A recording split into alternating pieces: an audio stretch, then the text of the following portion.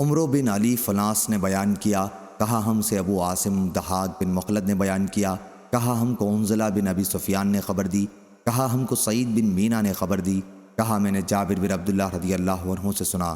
انہوں نے بیان کیا کہ جب خندق کھودی جا رہی تھی تو میں نے معلوم کیا کہ نبی کریم صلی اللہ علیہ وسلم انتہائی بھوک میں مبتلا ہیں۔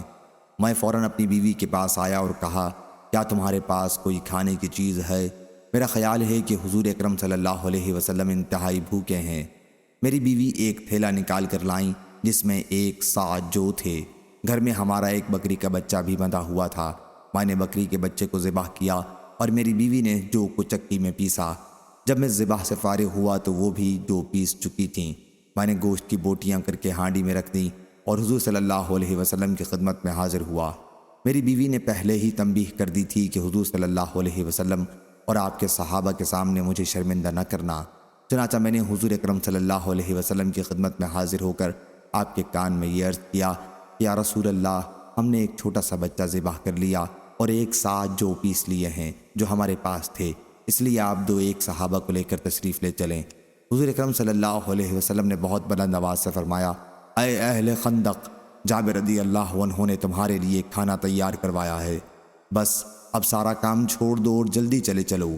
اس کے بعد حضور صلی اللہ علیہ وسلم نے فرمایا کہ جب تک میں نہ آ جاؤں ہانڈی چولہے پر سے نہ اتارنا اور نہ آٹے کی روٹی پکانی شروع کرنا۔ میں اپنے گھر آیا، ادھر حضور اکرم صلی اللہ علیہ وسلم بھی صحابہ کو ساتھ لے کر روانہ ہوئے۔ میں اپنی بیوی کے پاس آیا تو وہ مجھے برا بھلا کہنے لگی۔ میں نے کہا کہ تم نے جو کچھ مجھ سے کہا تھا میں نے حضور صلی اللہ علیہ وسلم کے سامنے عرض کر دیا تھا۔ آخر میری بیوی نے گندھا ہوا آٹا نکالا اور حضور صلی اللہ علیہ وسلم نے اس میں اپنے لعاب دہن کی آمیزش کر دی اور برکت کی دعا کی۔ ہانڈی میں بھی آپ نے لعاب کی آمیزش کی اور برکت کی دعا کی۔ اس کے بعد آپ نے فرمایا کہ اب روٹی پکانے والی کو بلاؤ۔ وہ میرے سامنے روٹی پکائے اور گوشت ہانڈی سے نکالے، لیکن چولہے سے ہانڈی نہ اتارنا۔ صحابہ کی تعداد 1000 کے قریب تھی۔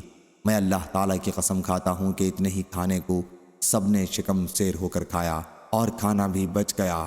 جب تمام لوگ واپس ہو گئے تو ہماری ہانڈی اسی طرح ابل رہی تھی جس طرح شروع میں تھی اور آٹے کی روٹیاں برابر پکائی جا رہی تھیں۔ صحیح بخاری حدیث نمبر 4102۔